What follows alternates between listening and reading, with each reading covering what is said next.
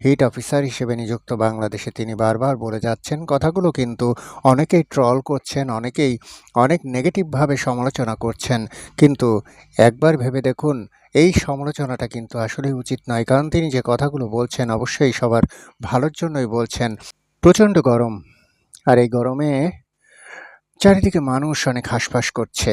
আসলে করারই কথা, কারণ ঢাকা শহরে এই টেম্পারেচার ৩৫ ডিগ্রি, ৩৬ ডিগ্রি, ৩৭ ডিগ্রি, কিন্তু ফিলিংসটা আসতেছে ৪০-এর উপরে, ৪১, ৪২, ৪৩ ডিগ্রি পর্যন্ত মানুষের ফিলিংস আসছে গরমের।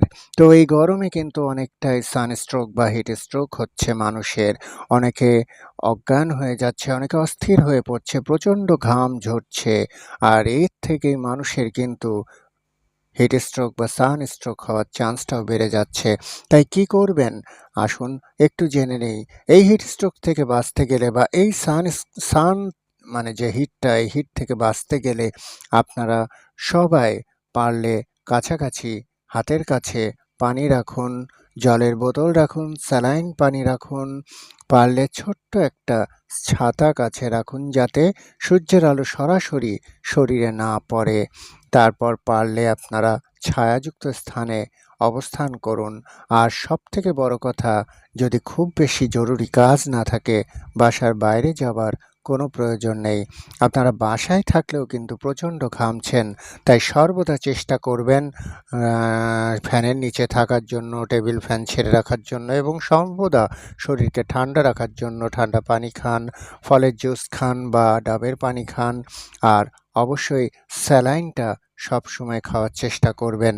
তবে যাদের বেশি পরিমাণ বাইরে যেতেই হয়, তারা হাতের কাছে অবশ্যই স্যালাইনটা রাখবেন বা ঠান্ডা পানি রাখবেন, এবং অবশ্যই একটি ছাতা হাতে নিয়ে বেরোবেন। এবং এই কথাগুলোই কিন্তু বুশরা আফরিন, যিনি বর্তমান হিট অফিসার হিসেবে নিযুক্ত বাংলাদেশে, তিনি বারবার বলে যাচ্ছেন। কথাগুলো কিন্তু অনেকেই ট্রল করছেন, অনেকেই অনেক নেগেটিভভাবে সমালোচনা করছেন। কিন্তু একবার ভেবে দেখুন, এই সমালোচনাটা কিন্তু আসলেই উচিত নয়। কারণ তিনি যে কথাগুলো বলছেন অবশ্যই সবার ভালোর জন্যই বলছেন। আচ্ছা, একবার ভেবে দেখুন তো, আপনারা কয়জন বাসার আশেপাশে গাছ লাগান বা গাছের ছায়ায় বসার মতো একটা জায়গা তৈরি করে রেখেছেন? যতবার বাইরে বেরোই বা যতবার বাইরে যাতায়াত করি, কোনো বাড়ির আশেপাশে তো খালি দেখি বিল্ডিং করা। খালি একটু জায়গা ফাঁকা থাকলেই ডেভেলপারকে দিয়ে বিল্ডিং করে ফেলছেন। কই একটা গাছ তো লাগান না? কই তিনি তো বারবার বলছে বৃক্ষরোপণ করতে। আপনারা কি বৃক্ষরোপণ করছেন? আপনারা আগে নিজেদেরকে ঠিক করুন, কারণ কাউকে সমালোচনা করতে গেলে আগে নিজেকে ঠিক হতে হয়। এভাবে মানুষের সমালোচনা করবেন না। কেউ যদি ভালো কথা বলে অবশ্যই ভালোটাকে ভালো বলতে শিখুন। এইভাবে পজিটিভ কথাকে নেগেটিভলি নেবেন না, কারণ এটা মানুষের কিন্তু একটা খুব ভালো বড় দোষ। আর এই দোষটাকে অবশ্যই কাটিয়ে ওঠার চেষ্টা করুন, কারণ বাংলাদেশে আপনার মধ্যে কিছু না কিছু হলেও শিক্ষা আছে, আপনি শিক্ষিত। আর শিক্ষিত মানুষের উচিত নয় এই ধরনের আচরণ করা, কারণ আপনাকে দেখে আপনার জুনিয়র্সরা শিখবে।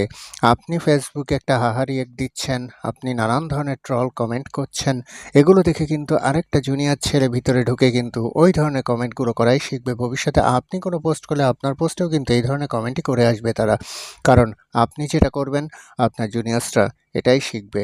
তাই কোনো ভালো কথাকে প্রশংসা করতে শিখুন। এটা কিন্তু একটা মানুষের ব্যক্তিত্বের পরিচয়। তো আসুন এই গরম থেকে বাঁচতে আমরা কথাগুলো মেনে চলি, নিয়মকানুন মেনে চলি, এবং সর্বদা উপর আল্লাহর বা মহান সৃষ্টিকর্তার কাছে প্রার্থনা জানাই যেন যত দ্রুত সম্ভব এই উত্তাপ থেকে আমাদের মুক্তি দান করেন, এবং আমাদের দেশবাসীকে অবশ্যই উনি যেন বৃষ্টি দান করেন, যাতে পরিবেশটা আগের মতো একটা সামঞ্জস্যপূর্ণ তাপমাত্রায় ফিরে আসে, এবং আমরাও যেন বা দেশবাসীও যেন স্বস্তি বোধ করে। ধন্যবাদ সবাইকে।